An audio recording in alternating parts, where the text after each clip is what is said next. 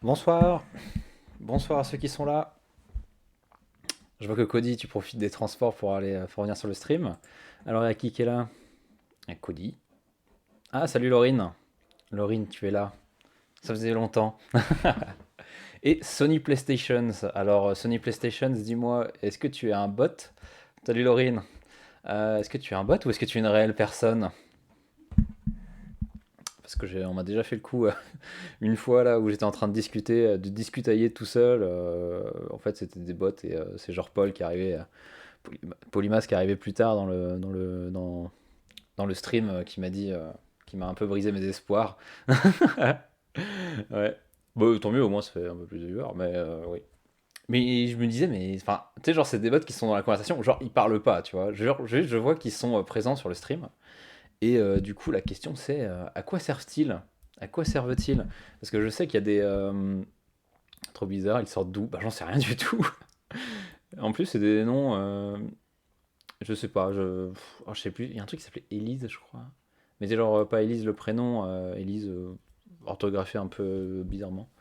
Ouais, bah, je sais pas, mais je sais il y a des bots qui sont créés spécialement pour aller mettre des messages d'insultes dans les chats. Mais bon, je pense qu'il faut être un gros streamer pour avoir cet honneur-là.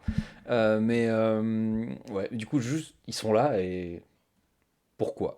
Alors là, c'est toute leur question. J'espère qu'ils vont pas trop se poser de questions sur la nature même, machin. Ils vont se réfléchir après, genre, ah, qui je suis. Mais bon, bref, voilà. Donc du coup, au programme ce soir, bah déjà on va attendre qu'il y ait un peu de monde qui se ramène. Ah, Cody s'en est allé. Bah il n'y a plus que toi et moi, Laurine. Et Sony PlayStation, si c'est une vraie personne. Bon, du coup, programme de ce soir, ça va être du coup quiz, que tout le monde attend. Quiz. Et après, ça sera... on est entre nous. Bah ouais, exactement. Hop, pardon. Ne regardez pas ça. Hop, ça sera une petite devinette après. Parce que, en gros, euh, meuble. Exactement, je meuble. C'est ce que je fais, je meuble. Du coup, donc après le quiz, ce que je propose, c'est alors là, c'est des articles, enfin, c'est pas des articles, c'est des articles de chercheurs et de chercheuses, mais ah punaise, oublie pas la tasse. Elle est où? Je suis désolé, je crois qu'elle est au sale. Je me suis fait un chocolat chaud hier soir. Euh, du coup, je disais quoi? Donc ouais, donc de chercheurs et de chercheuses. Je crois que là, c'est chercheur et derrière, c'est chercheuse. Ouais, bon, enfin bref. Mais c'est pas de l'analyse dure et compliquée, c'est juste une sorte un peu d'état des faits sur certains sujets, dont notamment le pouvoir des médias selon les classiques de la com. Parce que ce que je me suis dit, c'est que vu que je fais un petit quiz sur les médias, en ces temps de campagne présidentielle, moi j'avais bien envie de revenir un peu sur genre le pouvoir qu'on leur octroie et puis les différents travaux qui ont pu être faits sur la réception. Alors bon là je sais que je vais parler sûrement à un public de convertis, mais moi je l'ai relu et je trouvais que ça a fait du bien, tu vois. Genre ça remet un peu les idées au clair sur les idées de réception, parce que finalement c'est vrai qu'on entend beaucoup ouais, les gens sont cons, nanana, ils croient tout ce qu'on leur dit, tatati tatata. Et bah moi je me suis dit bah, que finalement c'était plutôt intéressant d'aller relire ça, ça remet un peu les idées au clair. Et ensuite, quitte à parler un peu de politique, finalement, il y a cet article-là, Militantisme 50 ans après mai 68. Alors, le truc est récent, hein, ça date de 2018, je crois. Mais en gros, c'était ça, j'avais dû lire ça pour le DUT, là, pour mon année scolaire l'année dernière. Euh, et la prof nous avait, nous avait comment on dit, scanné l'article. Et du coup, c'est pour ça qu'il a l'air si vieux. En plus, la typo fait très ancienne, on dirait un vieux journal tout fripé. Et je suis désolé, mais impossible de lire le nom de la dame. Alors, je sais que c'est Tevio, voilà, Tevio, mais c'est peut-être Anne, quelque chose comme ça. Enfin, voilà, comme c'est pas non plus de la bonne qualité. Et c'est pas très long, hein, deux articles, voilà, donc ils font tous les deux. Si t'enlèves la page de garde, là ça fait 6 pages, et puis là c'est pareil, c'est 7 pages. Voilà, c'est 7 pages. Donc ça va aller vite normalement, c'est pas trop long. Et en plus c'est extrêmement clair. Moi je trouve ça extrêmement clair. Tu partages ton... Oh punaise, quel con. Pardon. Voilà. Putain, je suis con. Tu partages pas ton écran. Si, je le partage, Cody. Merci d'être là, je m'étais même pas rendu compte. J'ai le retour là en direct et je ne voyais pas. Donc je disais, bah, de toute façon c'est un article, hein, donc voilà, c'est assez austère. Aïe, aïe, Clément, que se fasse-t-il? Je sais pas, je suis bourré, je suis bourré. Non, j'ai bu que de l'eau. Voilà, donc comme je disais là, page de garde, t'enlèves, il y a ça. Et quand je disais que le truc avait l'air vraiment vieux, regardez-moi ça. Voilà, vieil article de journaux, machin. Ah oui, je me suis surligné des petits trucs et tout ça, bref. Oh, d'ailleurs, je m'étais pas fait une feuille, moi. Ah si, ma petite feuille. C'était juste pour deux, trois trucs. Le quiz te met dans tous tes états. Exactement. Mais il me mettrait pas dans tous mes états si tu étais à l'heure, mon cher Cody. Ah, il est toujours pas full, hein. Bon, voilà. On va meubler. Alors, vu que vous êtes là, je vais vous faire un petit tac. Petite devinette. C'est quoi ça? Dites-moi tout, à votre avis. À votre avis. En lien avec le numérique, forcément. C'est pas une toile d'araignée un peu stylisée. Dites-moi tout. Ta, ta, ta. Non, je vais marcher. Tu vas marcher? Non, c'est pas Je vais marcher, ça s'appelle cette œuvre-là. C'est une œuvre d'art, c'est américain. Des liens entre les différents médias, Internet et oui, comme quoi, comment on dit déjà, l'union fait la force. Effectivement, c'est des liens. Alors, c'est pas entre différents médias, mais c'était les liens entre, je crois, entre les différents, comment dire, enfin les liens internet quoi, genre les câbles entre différents, genre ordi, serveur, machin, tout ça. Et ça, c'était internet du coup le jour de mon anniversaire, le 8 juin 1998. Et je trouve ça tellement stylé. Je trouve ça tellement stylé. Et en plus de ça, du coup, j'allais pouvoir vous montrer. Ça s'appelle The Opt Project. Tac. The Opt Project. Alors franchement, c'est un vieux projet. Bien joué, Lorraine Roy. Et oui, bien joué, Lorraine Roy, on peut lui dire. Quelle, euh, quelle détective. Hop, alors ouais, c'est américain et ça commence à dater un peu. Parce que du coup, ce qu'ils ont fait. Internet Resource. Ce qu'ils ont fait, c'est qu'il y a une sorte de vidéo. Ouais, voilà, là, bon, c'est pas de très bonne qualité. Mais là, en gros, c'est l'évolution d'Internet. Genre avec les trucs qui se créent, etc. Avec les différents liens qui se créent, etc. Et l'expansion, et tatati tatata. Et du coup, si vous voulez aller voir, bah, je vous mettrai le lien en description. Bah attendez, je vous le mets directement dans le chat, je peux le faire ça. Hop, si vous voulez aller voir. Tac. Et en gros, tout le monde peut aller chercher. Alors attends, c'est où déjà? Raw Image and Data. Ouais, voilà, c'est ça. Là, en gros, ils ont mis à disposition. Là, c'est l'index je crois que c'est chaque jour. À partir du moment où ils ont commencé, donc le 8, alors novembre, décembre, le 8 novembre 97 jusqu'à, bah faut aller, putain ça rame, il y a tellement de trucs. Hop. Jusqu'à, jusqu'à bah le 61, attends, 2021 01 16, voilà le 16 janvier. Ouais, donc c'est peut-être pas tous les jours, mais en gros j'ai pu aller chercher ma date de naissance et du coup ils vous mettent ça à disposition. Là, là vous avez les différents fichiers, donc vous avez les PNG en dark. Ah, bonsoir Maxime, comment vas-tu? Tu arrives pile poil au moment artistique de l'affaire.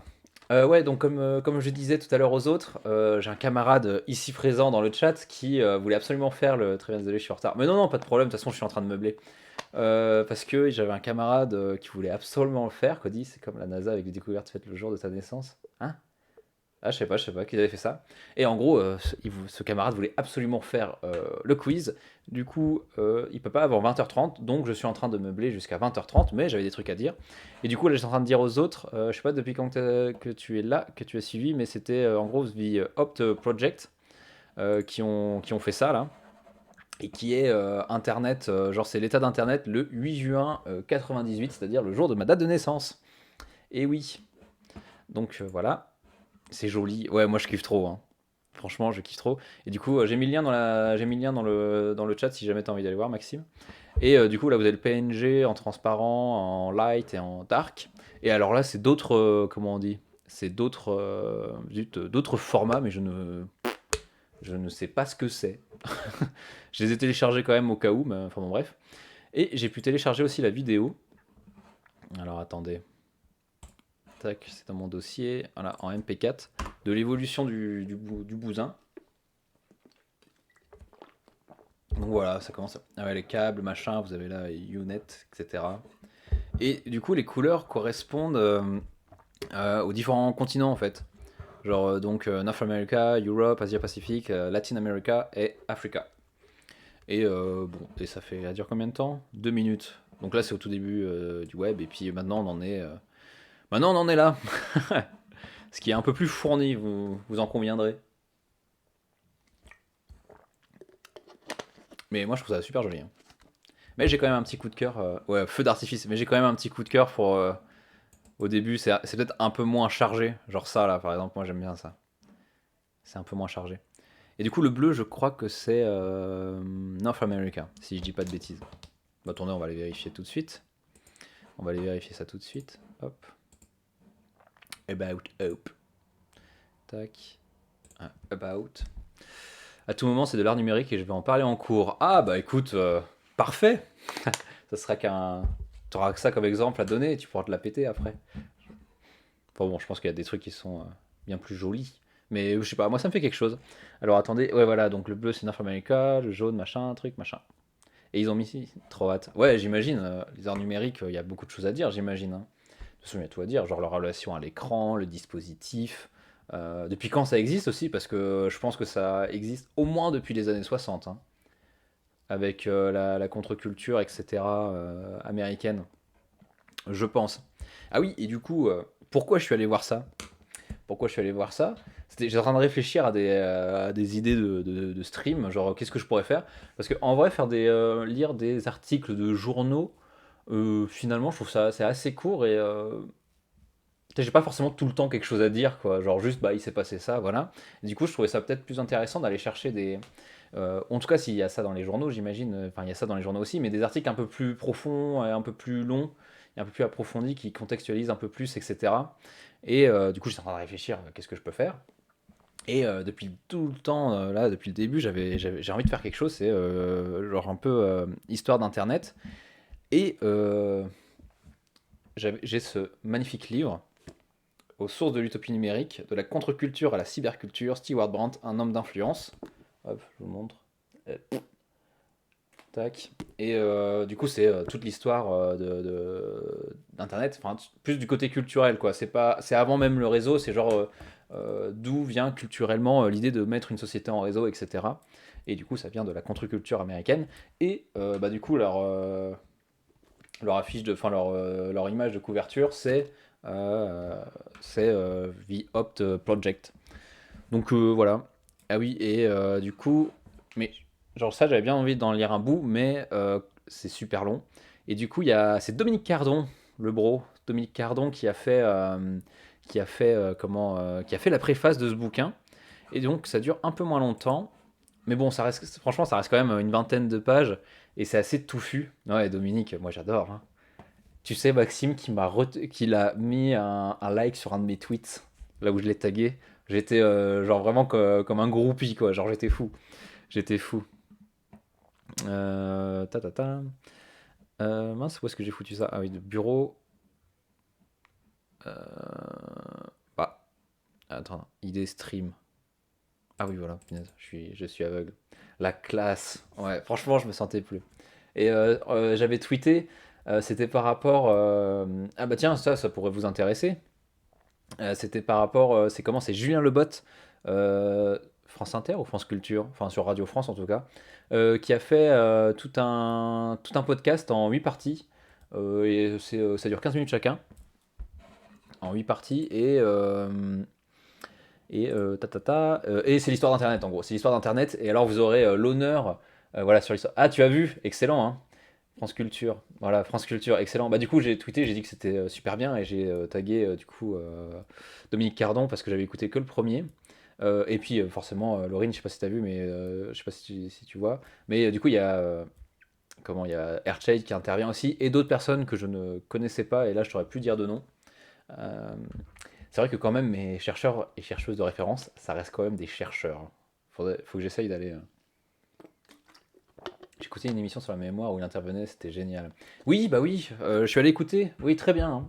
Très très bien. En plus, il parle toujours bien.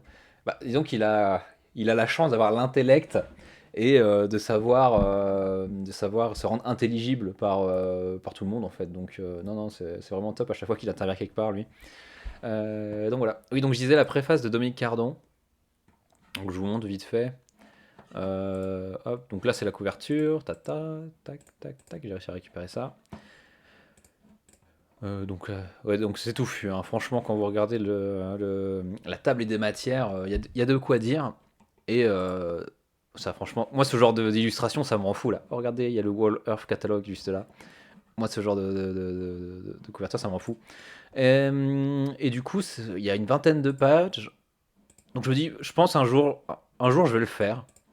Un jour, je vais le faire, mais mais vraiment, c'est méga touffu. Franchement, il y a plein de name dropping, mais c'est extrêmement éclairant parce qu'en fait, il fait une sorte de résumé du livre. Et c'est extrêmement éclairant sur les liens entre l'invention d'Internet, enfin comment c'est monté, etc. Et comment ça a évolué au fil du temps aussi, avec ce fond culturel de la contre-culture américaine et des gens qui y étaient, quoi. Et les différents et comment ça s'agence, enfin comment comment différentes sphères sociales se s'imbriquent. Donc les hippies avec la recherche et des entrepreneurs, des machins comme ça. Donc franchement c'est top. Donc ça, un soir où j'aurai la grosse motive, je le ferai. Donc voilà. Donc quelle heure est-il? Cody, où est-ce que tu en es? Dis-moi tout. Sinon, qu'est-ce que je peux continuer à dire? Non, non, non. Kahoot, oui, 15 questions. Hop, attends, ça a mis en pause. Maxime Gréau. Si ça t'intéresse, Abby Warburg, un historien début 20e, avait une bibliothèque avec tout un réseau d'images. L'illustration m'a fait penser à ça. Punaise, attends, j'arrive pas à lire. R, voilà. Réseau d'images, l'illustration m'a fait penser à ça pour en distinguer les topos, récurrences. Check ça. Bah écoute, ouais, carrément, si tu peux m'envoyer le lien. Est-ce que tu peux me mettre le lien dans le chat? C'est une espèce de début de mise en réseau des choses. Mais oui, mais de toute façon, au début des mises en réseau des choses, enfin, il y a tellement comment dire, ah, zut, de projets ou en tout cas de go sur Wikipédia. Ah oui, ok. Donc comment il s'appelle le monsieur? Abby Warburg. Warburg. Franchement, il doit se retourner dans sa tombe, le pauvre, comment je prononce son nom. Et ah oui, punaise, quitte à parler de réseau, attendez, un méga bon livre. Qu'est-ce que j'en ai foutu? Ah oui, il est là. Réseau et société, sous la direction de Pierre Musso. Et en gros, c'est plein de. Prononce comme ça. Warburg. Warburg. Ouais, et donc, comment ça s'appelle? Réseau et société, sous la direction de Pierre Musso. Et en gros, c'est différents chercheurs et chercheuses aussi qui ont travaillé sur un peu l'histoire de la notion et différents aspects du réseau. Je trouve ça très éclairant. Et il y a notamment une partie qui est genre sur un peu. Pardon, comment est-ce qu'aujourd'hui il y a une sorte de certaines. Sous certains aspects, l'idée de réseau, de la mise en réseau de la société, ça s'apparente à un discours assez religieux et avec des faits assez religieux. Bon, je l'ai lu il y a 15 jours ou 3 semaines, donc j'aurais pu vous dire exactement le propos, mais ça pourrait faire aussi l'objet d'un live, ça. Très intéressant, et il y avait aussi, et le premier truc aussi, c'est un peu finalement l'évolution de la notion de réseau à travers l'histoire, donc en commençant au moment de l'Antiquité et de l'Antiquité en arrivant jusqu'à nos jours, quoi. Et en passant par le 19e siècle avec avec tout le mouvement saint-simonien, etc. Alors, Abi Nanin, bon, on va juste l'appeler Abi, ça sera plus simple. Est mort, alors, nanana, né le 13 juin 1866 à Hambourg, en Allemagne, est mort également à Hambourg le 26 octobre 1929, est un historien de l'art. Son travail a servi à jeter les bases de l'iconologie. Waouh, Vas-y, fais-nous un cours, fais-nous un cours, Maxime. Je connais pas. C'est quoi? L'iconologie. Ça va être avec les icônes, du coup, j'imagine. La science des images. Ah, ok. C'est une discipline qui étudie les conditions de production des images ainsi que le message qu'elles sont susceptibles de véhiculer. Ah, c'est un peu une sorte d'ancêtre iconologie, analyse des topos. Ok. Et les topos, tu disais que c'était les récurrences? Ou c'est juste les images? En gros, essayer de retrouver les choses récurrentes dans toutes les sociétés. Ah, ok, d'accord. Ah, bah ça a l'air intéressant. Merci pour le truc. Je vais aller voir ça. Surtout que là, on a actuellement en cours histoire de l'art. Ouais, ok. Art comparé. Art comparé, c'est quoi? Tu compares l'art au 19e et l'art au 18e, des trucs comme ça? Et tu cherches les récurrences? Mais du coup, ça crée des réseaux d'images. Ah, ok. Bah alors, comment trouver son réseau d'images? Bah attendez, attends, je vais mettre ça. Réseau d'images. Hop. Ta, ta, ta, ta. Est-ce qu'il y a des images de ça? Ah, c'est ça? Ah bah tu sais quoi? Justement, c'est ça ou pas, Max? En tout cas, ça s'y apparente. Yep. Bah ça c'est marrant parce que justement j'allais le dire. Là, actuellement, on a un cours sur les cultures visuelles et elle disait que la prof qui nous disait, genre, qui nous parlait un peu de méthodologie, comment on se crée un corpus pour analyser des images. Finalement, bah justement, elle a nous montré ça. Alors, elle a pas parlé de bibliothèque d'images ou je sais pas quoi, je sais plus tard. Bon, j'avoue tout, j'étais pas très concentré. J'avoue tout, mais j'ai au moins chopé ça au passage.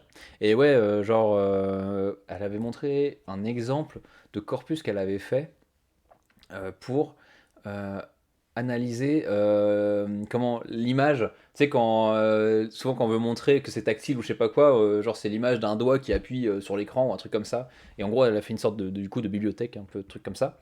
N'a jamais eu d'interprétation d'une seule image. Bah oui, évidemment, parce que quand tu sors l'image, quand tu prends une image, déjà tu la fixes dans le temps, et en plus de ça, et du coup tu la sors complètement de son contexte. Et du coup, tu perds un peu en finesse d'analyse, dirons-nous. Du coup, c'est exactement ce que nous a montré. Pas en noir et blanc ou quoi, et un truc un peu plus récent, mais voilà. Mais voilà. Abby Warburg. Bah, c'est intéressant ça. Mais finalement, c'est ça, hein. Après tout, la science, c'est quoi si ce n'est croiser les différents domaines pour apporter des analyses un peu différentes. Ah bah tiens, en parlant de ça, vu que Cody n'est pas encore arrivé, quand il arrive, Max et Laurine, vous lui faites enfin, genre en majuscule. Comme ça, comme ça il comprendra. Oui, donc en parlant de croisement des sciences et des racontes sur nous, voilà. Juste histoire de le faire culpabiliser. Mais bon, après tout, tu sais, au début j'étais là, punaise, ça me fait chier quand même, genre, je vais pas attendre. Ah, Cody, bah justement, je parlais sur toi. Enfin. Ah mince, il m'écoutait. Ah zut. Ouais, donc je disais, tu sais, au début, genre, j'étais en mode, punaise, est-ce que je l'attends ou pas? Et au final, je me suis dit, quand même, genre, tu streams et t'es pas capable de meubler, c'est quoi ce délire? C'est quoi ce délire? Donc, finalement, merci de me forcer à l'exercice. Et donc, je vais continuer à meubler juste un tout petit peu.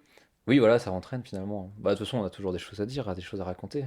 Enfin, dites-moi si je vous ennuie, hein. Ouais, donc je disais, très bon meublage, moi je dis. Merci Maxime, ça fait plaisir. Je disais, genre, croiser les différents domaines.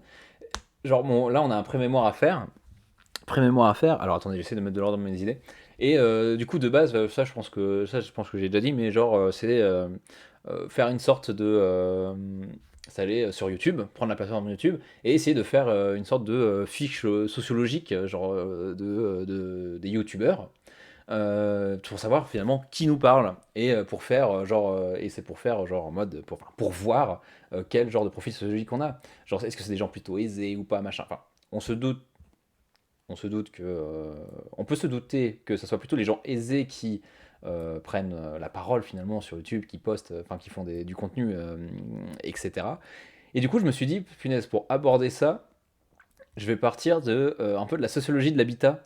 Genre, considérer que YouTube, c'est une ville, genre au sens physique du terme.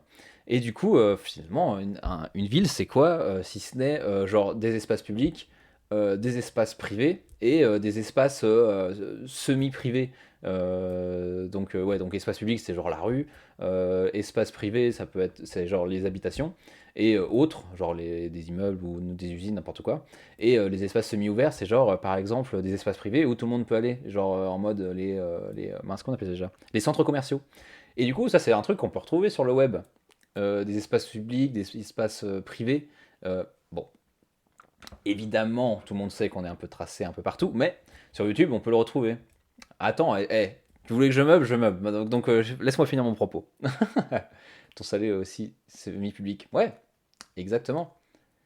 Et attends, comment on dit, le salon physique, genre le salon d'un appartement ou pas? Parce que oui, c'est vrai qu'un salon, finalement, un salon comme c'est ouvert avec les fenêtres, si tu veux tes amis, etc. Ouais, puis tu sais, genre le fait que quand tu passes dans la rue et que t'as la fenêtre qui est juste à côté, tu jettes un coup d'œil, tu peux voir quoi. Salon avec un canapé. Ah oui, voilà, je pensais que tu parlais de Twitch, du salon. Mais oui, tout à fait, ouais. Bon, bref, voilà. Et je me dis, c'est un truc qu'on peut reprendre. Et bah, ça reste privé, un salon, non? Bah, le fait est qu'à partir du moment où il y a quelqu'un qui peut voir par la fenêtre, tu peux perdre en privatisation, enfin en truc privé, quoi. Puis même, comme tu fais rentrer des gens, ça devient, au final, pas tant que ça, je trouve.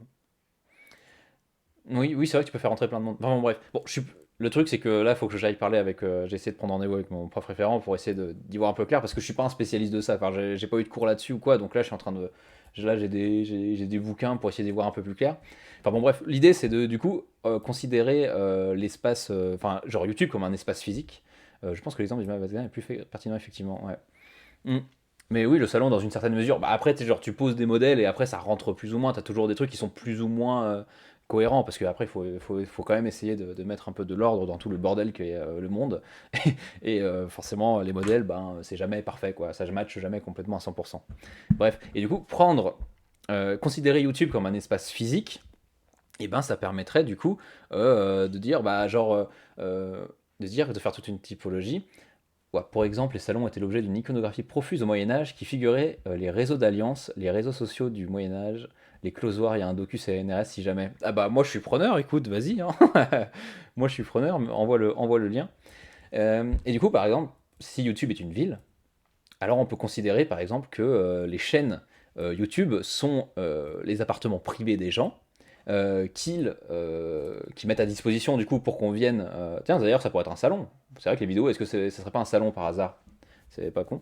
Et du coup, en fonction des différentes thématiques, est-ce qu'on pourrait pas dire que c'est un quartier? Genre quand tu fais du vlog ou quand tu fais du lifestyle ou que tu fais du jeu vidéo, est-ce qu'on peut pas considérer que c'est différents quartiers et qu'en fonction des différents quartiers, tu as une population différente qui est là? Laisse-moi étaler la science. Moi, j'aime bien que tu étales la science, Maxime, parce que tu m'apprends des trucs. Donc, je ne savais pas que. Alors, iconographie profuse au Moyen-Âge qui figurait les réseaux d'alliances. Ok, bah parfait. Qu'est-ce que tu me chantes là? Ah, merci. Et en plus de ça, tu fais profiter à tout le monde. Bon, bref, voilà, c'était juste pour parler un peu de mon pré-mémoire. Et je me disais que c'était une approche intéressante pour finalement aller faire une sorte de profil sociologique des gens. C'est intéressant comme sujet en tout cas, Clément. Merci. Bah, j'espère que le prof va être convaincu. Ouais, que le prof va être convaincu. Euh, bon, eh ben écoutez, Cody, tu es là? Bon, maintenant ça va être le quiz. Ah, il y a des gens qui sont arrivés. Roxy, bonsoir Roxy. C'est la première fois que tu es là, non? Bienvenue parmi nous. Et tu arrives pile poil pour le quiz. C'est pertinent. Ah, merci. Tu veux pas être mon prof référent, Max? Ouais, parce qu'apparemment le prof c'est assez compliqué de l'avoir. Oui, allez, tu es là, c'est parti pour le quiz. Alors bon, je ferme ça, je ferme ça, je ferme ça, c'est du caout. Ah oui, et comme là, il n'y a pas grand monde, en vrai, Cody, tu peux dire aux gens qui sont dans le salon, parce que pour vous prévenir, Cody est chez un pote, là je vais à une raclette juste après, et du coup ils vont jouer sur le salon. Du coup, s'il y en a qui veulent prendre des places, ils peuvent venir, parce qu'il y a un nombre limité il y a un nombre limité de places. Bon, j'avoue tout, j'ai payé pour qu'il y ait minimum 20 personnes maximum 20 personnes qui puissent venir. Sinon, c'est 10. Mais de toute façon, maintenant que j'ai mis l'argent, je vais le rentabiliser en faisant plein de quiz. Mais ça m'a pas coûté cher, hein. Ça m'a pas coûté cher, rassurez-vous. Puis bon, vaut mieux mettre ça là-dedans, un truc un peu marrant plutôt que autre chose. Ok, jouer. Euh, Quoi? Qu'est-ce qu'il me propose là? Choisis comment jouer à ce caout. Non, commencer. Excusez-moi. OMG, l'investissement. Ouais, exactement. Mais bon, ça m'a pas coûté. Je crois que j'ai mis 7 euros ou 8 euros, je sais plus avec les frais. Enfin bon, bref. Donc voilà. Mais j'avoue, c'est des rascals en vrai un peu caout là. Moi je m'attendais pas parce que tu sais, tous les profs qui nous l'ont fait faire. Marie, est-ce que vous vous souvenez, alors là Cody tu sais pas, mais est-ce que vous vous souvenez de Marie qui a fait son AEP, rend l'argent aux abonnés? Ah bah déjà faudrait qu'il m'en donne les abonnés, hein? Oh. Non, jamais je ne prendrai votre argent. Je prendrai juste votre temps. Et ce qui est apparemment une monnaie très valuable sur le web. Est-ce que vous vous souvenez de Marie qui a fait son AEP, son oral d'AEP? Oui, elle a fait un caout, mais bien sûr, vous vous souvenez pas? Sur Oh, ça va, laisse-moi parler, Cody. T'es pressé ou quoi? De toute façon, t'es là pour toute la soirée. Code PIN en cours de chargement. Hein. Voilà. Code PIN, vous l'avez devant vous. Ah, avec la musique. Attendez, est-ce que si je... Mais oui. Mais oui, là, Marie. C'est bien comme ça qu'elle s'appelait, je dis pas de bêtises. Elle a fait, tu sais, son AEP sur le manga ou des trucs comme ça. L'Amérique du Pays. Oui. Vous en souvenez pas? Bon, quand même. J'ai des sueurs froides. Oh, arrête. Mais bref, elle avait fait un caout. Mais je sais pas, on était au moins 100 dans l'amphi. Et, et si tu comptes qu'il y a au moins la moitié qui ont joué, genre elle a dû payer ou quoi? Ah si, si, peut-être. Oh, Laurine quand même. Cody J. Allez, inscrivez-vous, inscrivez-vous. Et si vous n'avez pas l'appli, je crois que vous pouvez aller sur Kahoot, le site web, pour ensuite, peut-être que c'est devenu payant. Ah, peut-être. Peut-être qu'ils ont changé leur modèle économique. Ouais, vous pouvez aller sur le compte Kahoot et participer directement, je crois. Ouais, la licence de Sabrina. Ah, peut-être. Je sais pas. Ouais, bah je sais pas comment c'est débrouillé. MG, Maxime Griveaux. Eh, faites des surnoms un peu rigolos là. Parce qu'il y a du monde qui arrive entre temps. Ah oui, Cody dit aux autres qu'ils peuvent participer s'ils veulent, hein. Du coup, ils vont chasser personne. J'ai de la place pour 20 personnes, donc dites Lolo. Et oui, vous êtes là. Bon, on va attendre un petit peu. Euh, Ouais. Mais c'est vrai que c'est cher parce que, genre, si tu veux mettre au moins 50 personnes, du coup, si tu veux faire des gros quiz, il faut mettre au moins, je sais pas, je crois que c'est 17 $ par mois. Enfin, c'est trop cher, quoi. Bah, après, c'est vrai que leur service, il est ouf quand même, hein. Le service, il est ouf. Oui, donc, Cody, tu l'as. Bon, on va attendre 5 minutes encore, vite fait, voir s'il y a des gens qui se rajoutent. On participe en groupe, mon pote. Ah, vous voulez pas participer? Genre, il reste encore 17 places là, hein. Non, ça leur dit pas. Ouais, donc je disais, bah, du coup, maintenant, on va parler du quiz. J'ai fait Histoire des médias. Histoire des médias, et je vais pas jusqu'à Internet, je m'arrête à la téloche, je crois. Je m'arrête à la téloche. Bon, il y a 15 questions, donc ça va un peu. C'est assez rapide, quoi. Un investissement vraiment. Oui, bah, vaut mieux mettre ça, son argent là-dedans que dans la drogue, n'est-ce pas? Bon, pas de regrets pour ceux qui sont qui sont à la raclette. Il y a mon coloc qui vient de dire enfoiré. Je sais pas s'il m'a entendu le dire. Mais je crois pas qu'à part là, moi. Trop occupé à manger du fromage. Oui, voilà, c'est ça, il doit en avoir plein les doigts. Déjà, je n'ose même pas imaginer l'état de l'écran de Cody après ça. Ça parle de l'ORTF. Bah, j'ai une question sur l'ORTF, mais je te dirai pas laquelle. Euh, Bon, allez, vous avez fait l'effort d'être à l'heure, donc on démarre. Dou. Les musiques sont juste épiques, n'est-ce pas? Histoire de la communication. Oula. Quiz. Attends, je sais plus comment ça fait. Ah oui. Quel empire utilisait une route de 2400 km parcourue par des messagers à pied pour communiquer du nord au sud? Eh oui, je répète la question. Yes, yes, Radio France. La vie à la mort. Alors, quel empire utilisait une route de 2400 km parcourue par des messagers à pied pour communiquer du nord au sud? Alors... Alors attends, qui a répondu faux? Eh oui, c'était l'Empire Inca, effectivement. Parce que je crois, si je dis pas de bêtises, je crois qu'ils avaient pas de chevaux. jusqu'à une certaine époque, si je dis pas de conneries. Enfin bon, bref, et ouais, vous voyez, l'Empire Inca, c'est au niveau du Pérou et tout, là, c'est les pays qui sont tout en long, là, et c'était l'Empire qui était extrêmement long, donc du coup, 2400 km du nord au sud, c'était pas déconnant, quoi. Mais c'était partagé, c'était partagé. Ok. Bon, j'ai pas grand chose d'autre à dire. Ah oui, et du coup, en fait, finalement, les gens, ils couraient.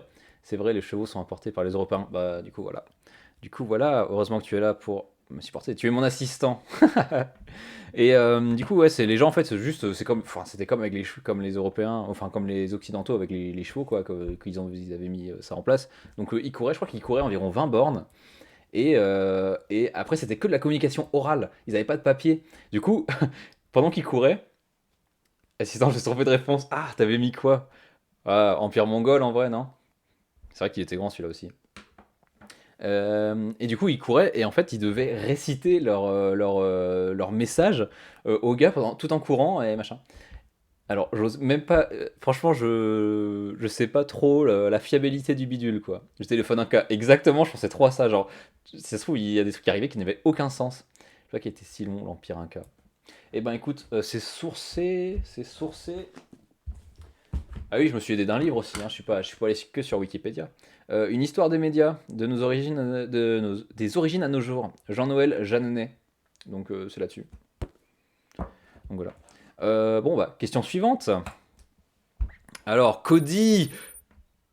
Alors, je préviens, Cody, il y a moyen que ce soit un gros cheater. Je dis ça, je dis rien. Hop, suivant. Qu'est-ce que c'est la deuxième? Je me souviens plus. Au XIIIe siècle, quelle partie de la population commença à revendiquer un accès au savoir écrit? Ah, ah. Ça, c'est pour toi, Maxime, toi qui es fan de Moyen-Âge. Enfin, toi qui étudies le Moyen-Âge. Au XIIIe siècle, quelle partie de la population commença à revendiquer un accès au savoir écrit? Le clergé, la noblesse, les marchands, la populace. Ah oui, tout le monde a mis les marchands. Ah non, c'est qui a mis la populace? Je suis désolé, j'ai fait le truc. Populace, c'est peut-être. Putain, j'ai eu un, j'ai eu un cours sur ça. Ah, excellent. Bah, moi, je, ne, je ne suis que joué. Joie. Ah oui, tu n'es que joie. Ah, remarque, maintenant, je vais pouvoir dire je ne suis que je suis là en guise de faire valoir. Ah, punaise, tu as mis la mauvaise réponse. Non, mais en gros, la populace, je sais que c'est peut-être un peu insultant, mais je trouvais pas d'autres mots. Je trouvais pas d'autres mots. Du coup, oui, effectivement, c'est les marchands parce qu'effectivement, ils commençaient à avoir de la thune. Et ce qui est intéressant, c'est que finalement, bon, c'est enfin, en tout cas dans le cours que j'ai eu, dans le cours que j'ai vu, dans les trucs que j'ai lus, genre c'est à partir de ce moment-là, en gros, on va dire c'est à peu près au XIIIe siècle avec les marchands qui commencent à avoir de la thune et qui commencent à revendiquer du coup, de pouvoir avoir des livres, quoi, parce qu'avant c'était que le clergé qui faisait ça. Finalement, ça crée une demande et du coup ça accentue une demande que le clergé, parce que, enfin Maxime, tu sais ça, mais genre écrire un livre, enfin à l'époque ça prenait un putain de temps. Et du coup, les moines copistes et tout ça, ils n'arrivaient pas à répondre à la demande.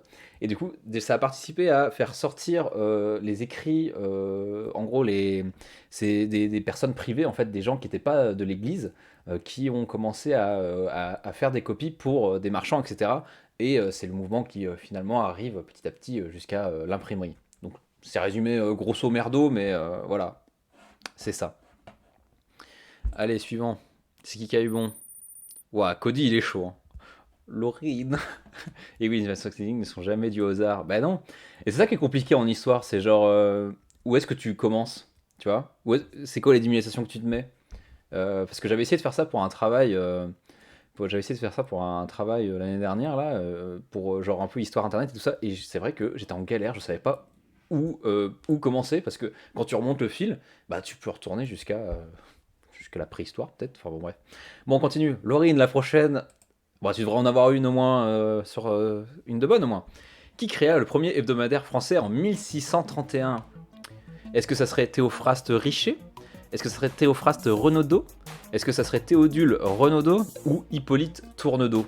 Ah, c'est une question compliquée, j'avoue que par défaut, on me toujours dit que l'innovation technique est fille d'un besoin. Oui, effectivement, bah c'est toujours. De toute façon, les innovations techniques, c'est pas.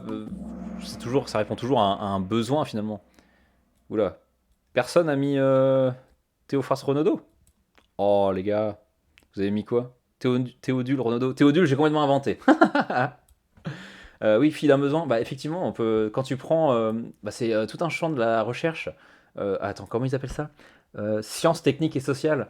Quand ils analysent une technique. euh, Oh, ça n'a pas marqué ma réponse. Ah merde, t'avais mis quoi? T'avais eu la bonne ou pas? Mais genre, il faut. Ah! Personne n'a mis Hippolyte Tournedos et je vous félicite parce que c'était un leurre. Ouais, et du coup, moi non plus, mais j'aurais eu faux aussi. Ah, il y a deux réponses alors? Il y a quelqu'un qui s'est ramené? Ah, il y a des gens qui se sont ramenés dans le. Ah, l'axe Disorder. Bonsoir à toi. Bon, là, tu arrives un peu tard, mais le cas où t'es lancé, mais je t'en prie. Ah, salut, salut Jeanne. Ah, tout le monde arrive maintenant. Bonsoir, je suis en retard. Bon, bah, pas grave, tu vas pouvoir noter sur un petit bout de papier ce que tu. Enfin, tu vas. Juste pour dire si t'as eu bon ou faux, mais tu seras pas dans le classement. Euh, Oui, un caout sur histoire des médias. Ouais, donc je disais, donc sciences techniques et sociales, finalement, ils analysent bah, tout le côté social de la technique, quoi. Genre, et oui, effectivement, il y a toujours enfin, une technique ne s'impose pas si on n'a pas le besoin, quoi, globalement. Allez, on continue. Tableau des scores. Bah, la personne a eu bon.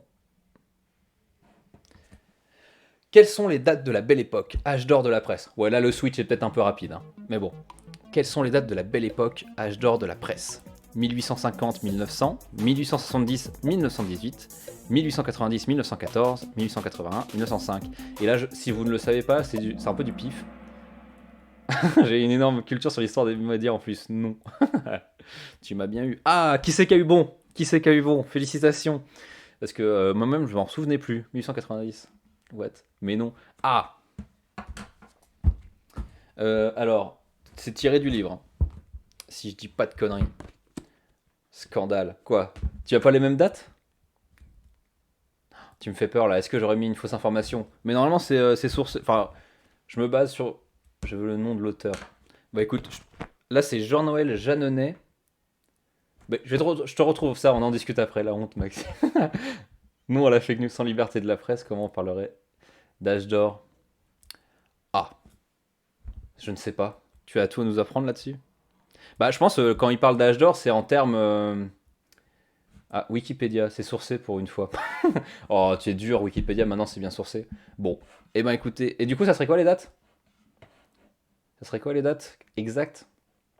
Après, quand on dit l'âge d'or, c'était, je pense, c'est surtout côté genre quantité. Je pense que c'est ça. Peut-être pas en termes de liberté de la presse. Mais du coup, si tu as une idée de. Bon, on verra ça tout à l'heure. On continue. Ah, du coup, tu me mets le stress là. Cody! Punaise de la vache. Il y en a un qui est tout devant, il est trop chaud. 1880 et l'autre aucune idée. Il me semble qu'on a essayé de la réguler la liberté totale de la loi. Ouais, mais l'âge d'or de la presse elle commence pas forcément en 1881. Peut-être que ça commence. Oh, attends. Oui, du coup, merde. Du coup, c'était plus tard. Bon, on va vérifier ça plus tard. J'ai 1880, mais on met ça à la place de la censure. Après, il y a moyen aussi que je me suis trompé en cliquant sur la réponse, hein. Pour dire laquelle était la bonne. Bon, bref, on continue.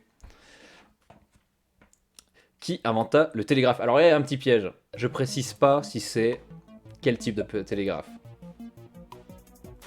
En termes de volumétrie, ça peut commencer avant, mais pendant l'ordre moral, période de retour réaliste, ça soit étonnant. Putain. Claude Chappe. Et oui, les amis. Et oui, les amis. Oh putain. Bon, en même temps, c'est mon premier. C'est mon premier. La honte, j'ai revu en cours cette année. Brr. Tu vas encore sortir une autre référence, Maxime. Claude Chappe, c'est le télégraphe optique. Vous aviez une image ou pas? Télégraphe optique, bah, je vous le mets comme ça. C'est pas le Samuel Morse, c'est le télégraphe électrique. Et le premier télégraphe, non, j'ai été eu par Morse. C'est le télégraphe optique, les amis. Et alors, télégraphe, oui, pardon, faut que je mette optique. Du coup, c'est Claude Chappe. Ça fait une fourche. Oui, voilà, c'est ça. Et du coup, vous avez ça. Puis en fonction de comment tu fais les trucs là, le mec est fourbe. Bah, je me suis dit, ça serait marrant pour étaler ma culture. Et en fait, voilà, tu bouges les bidules et ça fait des lettres et tout. Enfin, chaque signe correspond à des lettres. Et ça va de 15 bornes en 15 bornes. Donc, très efficace. C'est joli, oui. Oui, je trouve. Mais comme ça, c'est moins joli, je trouve. Mais oui, ça c'est mieux. La maquette. Et je disais quoi? Ah oui, de 15 bornes en 15 bornes. C'est vrai qu'à l'époque, ça avait. Enfin, je crois que la première ligne c'était Paris-Lille, si je dis pas de bêtises, et c'était fait en 2 heures quoi. C'est 1704. C'est pendant la Révolution française. Ah, et ça vous donne un petit indice pour la question suivante, normalement. Ça vous donne un petit indice pour la question suivante. Alors, ah, les scores ne bougent pas. En attendant, Cody, il a plus de double. Il est trop fort. Pour quelle principale raison le télégraphe de Chappe fut-il adopté par l'État français? Et si je dis Révolution française, ça doit donner un certain indice, normalement. Donc pour une raison militaire, pour une raison marchande, pour une raison d'unification nationale, pour une raison religieuse. Et non. Alors, ils ont utilisé pour ils ont utilisé un peu pour une raison militaire, évidemment, mais la principale raison, parce que c'était pour une raison d'unification nationale, parce que le contexte social, c'est quoi? C'est la Révolution française. Et en fait, ça arrive en même temps que, tu sais, toutes les, comment on appelle ça, toutes les réformes pour uniformiser le pays, donc uniformiser l'école, uniformiser mince, vous savez, les grammes, les mètres, etc. Comment on appelle ça? Les métriques. Enfin bon, bref, pour harmoniser les langues aussi. Et du coup, ils ont vu ça. Voilà, voilà, les départements, cantons, tout ça. Et du coup, ils se sont dit, voilà, territorial, aussi, signification territoriale. Et du coup, ils ont vu ça comme un moyen d'unifier, comme un moyen pour unifier plus facilement tout le territoire, parce que du coup, ça communiquait vachement plus rapidement. Donc voilà. Donc c'est ça la principale raison. Parce que c'est comment? C'est Jeanneney ou c'est. Oh, je ne me souviens plus de l'autre là. Enfin bon, bref, c'est dans un autre texte que j'ai vu en cours d'histoire. En gros, ce qu'il expliquait, c'est que on peut pas juste se contenter de la raison militaire, parce que finalement, il y avait déjà eu des propositions par le passé, en temps de guerre, pour des moyens de communication comme ça. Et du coup, finalement, c'est genre, à l'époque, ils n'en ont pas vu l'utilité. Alors pourquoi est-ce que en 1700, enfin en 1794, je crois, ou 93, je sais plus, pourquoi à cette époque-là, ils ont vu l'utilité du truc? Et ben, c'était à remettre dans ce contexte d'unification d'un peu tout de l'État. Bref, voilà. Suivant. En vrai, j'ai fait le quiz, c'est mon premier, donc je sais pas si c'est trop dur ou je savais pas si c'était trop dur ou pas assez dur. Et bon, apparemment, les questions sont quand même un peu précises. Désolé si je vous frustre. En quelle année le premier câble télégraphique transatlantique a-t-il été posé? Et là, j'ai fait un peu le chien. Non, non, il ne faut pas se fier à mon score. Je crois qu'on est juste nul. Là, c'est un peu salaud. 55, 56, 57 ou 58? Et il y a une personne qui a eu la bonne réponse, bravo! Ça, c'est Cody à coup sûr. Il a le flair. Ou alors il a dû une chance sur quatre, oui. Bah justement, cette question-là, je me suis dit, ouais, les autres, elles sont plus ou moins simples. Et du coup, je me suis dit, allez, on corse un peu le truc en mettant une question un peu trop méchante. Non, mais toujours plus précis. Faut pas que je sois prof, hein, je serai insupportable. Bon, bah voilà, 58, premier câble transatlantique. Et qui a fonctionné, je crois, 2 semaines. Parce qu'il s'est rompu. Espèce d'élitiste. Bah, bah tu sais, c'est mon premier quiz, je sais pas, tu vois, et c'est tôt, mine de rien. Oui, bah c'était pour les câbles. Attends. Oui, c'était pour les câbles télégraphiques électriques. Et oui, en plus, je crois que ça avait coûté une fortune. Je crois que c'est que le deuxième qui est arrivé, je crois, 8 ans plus tard, un truc comme ça. Tellement ça les a refroidis. Non, mais je déconne, c'est très bien. Ah, merci. Merci. Ouais. Et attendez. Est-ce qu'on va trouver des images? Parce que moi, je trouve ça rigolo. Euh, Premier câble transatlantique.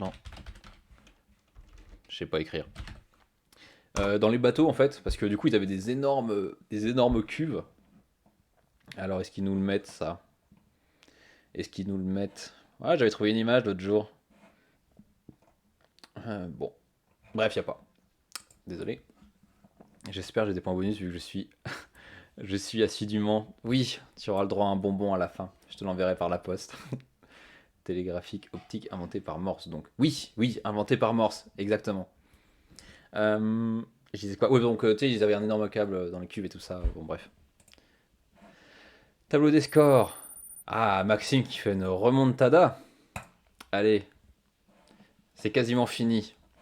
En 1901, Marconi établit une communication sans fil, TSF, par-dessus la Manche, oula, pardon, la Méditerranée, l'Atlantique, la mer de la Tranquillité. Alors, l'Atlantique. Ah, la Manche. Non. Putain, j'ai vraiment mis trop dur, hein. Je suis désolé. Et oui, c'était par-dessus l'Atlantique. La mer de la Tranquillité. Oui, c'est une mer sur la Lune. Voilà, c'était pour la blague. Mais bon, c'était pour la blague. Ta-ta-ta, ta. Est-ce que j'ai quelque chose à te dire là-dessus? Non. Voilà.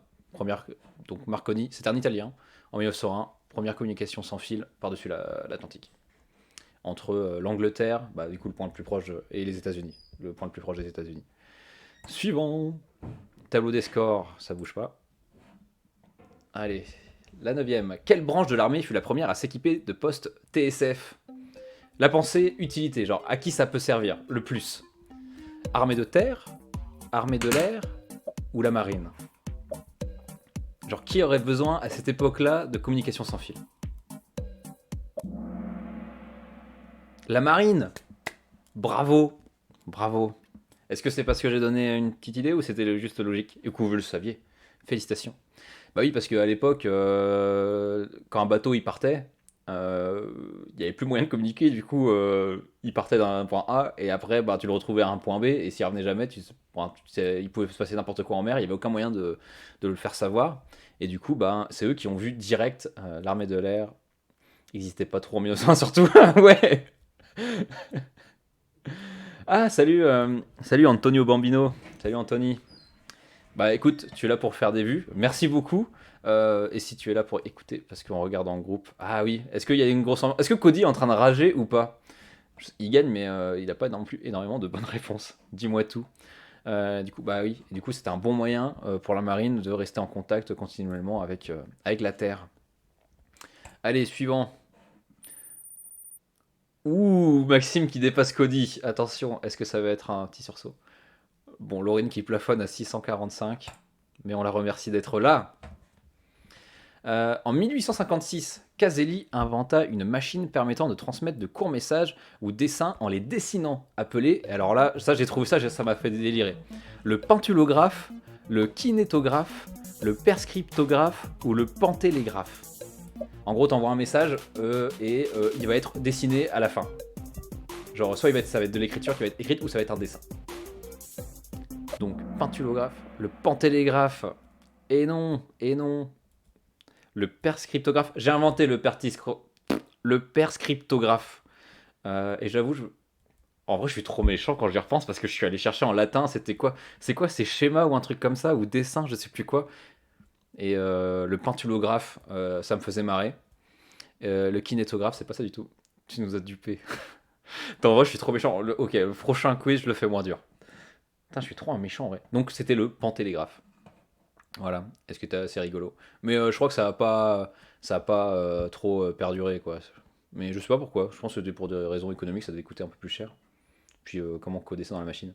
Non, mais c'est très bien. Suivant, alors, bon, bah la personne n'a eu bon. Suivant, alors, question 11 sur 15. Qui créa la première machine qui s'apparentait à une télévision? Et là, c'est le schéma du bidule. Donc, est-ce que c'était Paul Nipkow, John Logie Bird, Charles Jenkins, Vladimir Zworykin? J'avoue, j'en connaissais pas beaucoup. Baird, je connaissais déjà. Ah, tout le monde a eu faux. Baird, ça a été, c'était en Angleterre, je crois. C'est le deuxième du coup. C'est lui qui a fait, comment dire, vraiment le vrai principe de la télévision. Paul Nico, c'est le principe de la télévision, genre où en mode tu enregistres une image que tu vas transférer par câble. C'est archi nul ma parole. Bon, en vrai, c'est chaud si tu sais pas. Tu savais toi ou pas, Jeanne? Et du coup, c'était genre, il y avait un truc pour enregistrer et ça passait par un câble et et après, il y avait une autre machine au bout du câble pour projeter l'image. Euh, Oula, pardon. Et c'était une sorte de grande roue et il y avait des lentilles. Enfin, j'ai pas compris comment ça marchait, mais il y avait des lentilles et en gros, quand tu tournais, en fait, ça animait les images et bon, bref, et après, elles étaient transférées. Donc voilà. Putain. En vrai, quand un quiz il devient trop punitif, c'est nul. Mais bon, au moins, je peux étaler un peu ma science. En juin 1931, la BBC expérimenta le procédé TV de John Lodie Bird pour diffuser un match de football, une course de chevaux, un match de tennis, un match de rugby. La pensée Angleterre. Angleterre, ils sont un peu guindés. Oui, bravo. Félicitations. Qui a mis... Non, je veux pas stigmatiser. Qui sont les deux qui ont mis course de chevaux je te jure si c'est pas du rugby. Bah oui, c'était... ah bah tiens, Cody, ça peut t'intéresser parce que je sais d'où vient le mot derby, un derby, genre où deux équipes d'une même région s'affrontent. En gros, c'était une course de chevaux qui s'appelait le derby, selon le nom du comte Derby, je crois. Et en gros, ça viendrait de là. Et en gros, du coup, les gens ils disaient bah je vais au derby. Et apparemment, ça viendrait de là l'utilisation de ce mot-là dans le champ sportif, quoi, où ce sont les journalistes qui l'ont réutilisé plus tard pour le football puis etc. quoi. Chose rare, mais pas impossible. Derry, Hancock, Quai, Derby. Non, Derby comme ça là, comme ceci, tout simplement. Donc voilà. Et puis il y a une ah bah oui, vu que toi tu connais un peu en art. Oui, il y a un tableau, le Derby. Alors je sais pas de qui c'est. C'était une blague, Léon. Zut, tu m'as fait paniquer. Je vais aller revoir mes sources. Suivant. Ouah, Cody repasse devant. Et Laurine qui est remontée à 1407. Pas mal, pas mal. Allez, question suivante. En quelle année la première émission TV fut-elle diffusée en France? 1931, 1935, 1929 ou 1933? Et ça avait cette gueule-là, hein. Donc ça devait être magnifique. Ça devait être magnifique. Alors, je leur dis 31, 35, et c'était 33. Je m'en souvenais plus moi-même. À moins que quelqu'un... Putain, vous avez tous mis... Quoi? Ah non, tout le monde a mis 33, pardon, c'était 35, excusez-moi. C'était 35. Voilà. Punaise. En lisant ça, là, sur la télévision, sans déconner, ça parlait de lignes et tout, c'était un poil technique, j'étais là, putain, mais de quoi il parle? Et en gros, apparemment, plus t'avais, à l'époque, plus t'avais de lignes, plus ta télé était bien, quoi. Plus ça coûtait cher. Euh, ah oui, et la télévision en France, c'était assez tard par rapport... Pardon. C'était assez tard, finalement, la démocratisation de la téloche en France, parce que on avait des trucs trop performants. Enfin, vous voyez, genre, c'était un objet qui était plus performant que ce que pouvaient faire d'autres pays, que ce qu'on pouvait avoir dans d'autres pays. Mais tu tousses comme Zemmour. Ben voyons. Zut. Mince. Désolé, je peux pas tousser de 36 000 façons. Putain, tu m'as refroidi là. Euh, et du coup, c'est un appareil qui coûtait vachement plus cher. Et du coup, ça a mis du temps avant de s'installer. Et du coup, ça a vraiment décollé bah, du coup, après la Seconde Guerre mondiale. Donc voilà. Allez, suivant. Tableau des scores. Ça n'a pas bougé. C'est l'avant-dernière là, non? Voilà, 14. En Angleterre, à quelle occasion l'audience de la télévision dépassa-t-elle celle de la radio pour la première fois? Alors, est-ce que c'était pour les obsèques de George VI? Est-ce que c'était pour le premier alunissage par Armstrong et Aldrin sur la Lune du coup, pour le couronnement d'Elisabeth II ou pour l'assassinat de... il s'appelait John Kennedy, non? Et oui, bravo. Le premier alunissage... Ouais non, c'est un peu tard le premier alunissage. Le courant... Attends, c'était quand déjà le couronnement d'Elisabeth II? Je crois que c'était années 50, hein, si je dis pas de bêtises. Et c'était juste après, je crois que c'était dans la foulée de l'enterrement de George VI, Elizabeth. Je trouve ça super classe comme prénom, Elisabeth. Je sais pas ce que vous en pensez. Ça fait très distingué, ça fait très British. 53, ah, voilà. Attends, non, le couronnement. Si, si, 53. Bon, après, c'est Wikipédia, mais bon, ça, sur ce genre de truc, on va pas leur en vouloir. Alors, qui est devant? Cody, évidemment. Bon, en même temps, derrière Cody, il y a tout de même au moins 5 ou 6 personnes, je tiens à le préciser. Donc, comme quoi, c'est l'intelligence collective qui fait le boulot. Désolé, c'est vrai que Maxime et Laurine, vous êtes quand même en infériorité numérique. Hein. Et ouais. Bon, allez, dernière question. Quelle est la date de la création de l'ORTF? Et ça, Maxime, tu sais. J'avais pas d'autres questions sur l'ORTF. Donc, est-ce que c'était en 64? Est-ce que c'était en 54? Est-ce que c'était en 68? Ou bien en 74? Faites vos jeux. 64. Bien joué. Bien joué pour les deux. Donc voilà. Et ben voilà. Alors, qui c'est qui finit devant? Podium. Alors, troisième, Laurine. Eh, déjà, c'est sur le podium, c'est pas si mal, non? Margot. Excuse-moi, quand je vois MG, ça me fait penser à Marglock, vu que c'est son surnom. Et Cody. Bon bah, bravo les infocom, bravo le M1 Infocom. J'ai eu deux réponses juste. Ah. Écoute, c'est déjà ça. Est-ce que tu as appris des choses? Ce bâtard, il se fout de ta gueule. Désolé. Désolé. Bah, c'est pour essayer de mettre un peu de bonne humeur. Je ne veux absolument pas te vexer. Bon, est-ce que vous avez appris des trucs? Est-ce que vous avez appris des trucs? Bon, moi déjà, j'ai appris que je m'étais trompé sur un truc apparemment. Sur l'âge d'or, mais on ira vérifier. Oui. Ça, c'est une réponse claire, nette et précise. Oui, et ben j'en suis heureux. J'en ressors grandi, bah voilà. Mais alors, je ne sais pas si j'ai tout retenu. Ah bah, en même temps, t'inquiète pas, tu pourras aller réécouter le live. Oui, bah en même temps, des trucs comme ça, c'est vrai que quand tu regardes des vidéos, t'as du mal à retenir. Bah, on avait vu ça avec Archade en cours. Comme ça prend plusieurs sens, genre la vue, l'ouïe, etc. Finalement, ton cerveau est un peu comment on dit déjà, sur sollicité, et du coup ton cerveau a un peu du mal à retenir, à d'en refaire. Bah écoute, j'ai envie d'en faire un, et ça sera sur genre des théories un peu en infocom quoi. Genre quel chercheur a fait ou chercheuse a fait ceci, c'est quoi ça, etc. Tu vois. Ça me fait plaisir, ça me ferait bien plaisir. Bah voilà, fin du quiz. Bravo aux participants. J'applaudis. Bon, vous avez trouvé ça fun, malgré la dureté, peut-être un peu trop. J'ai mis peut-être un peu trop dur, je sais pas. Je me ressors mes cours d'Earthshade. Oui. Mais, moi, c'est des cours que je n'ai plus, donc j'ai trop le seum. Mais je crois que c'est vraiment des vieilles réminiscences. Je me mets à réviser direct. Est-ce que. Ah là là. Évidemment, ces cours étaient tellement bien. Tu vas avoir sa voix en plus qui va parler dans ta tête. Bon bah voilà, c'est fini pour le quiz. Merci aux participants et participantes. Tu les veux, j'ai une version numérique. Ah bah oui, carrément. Celui en première année, le premier cours d'Archie qu'on avait, je sais plus l'intitulé, mais ça j'aimerais bien le reavoir. Qui était le site web? Oui, qui était le site web. Hop. Bon bah voilà pour le quiz.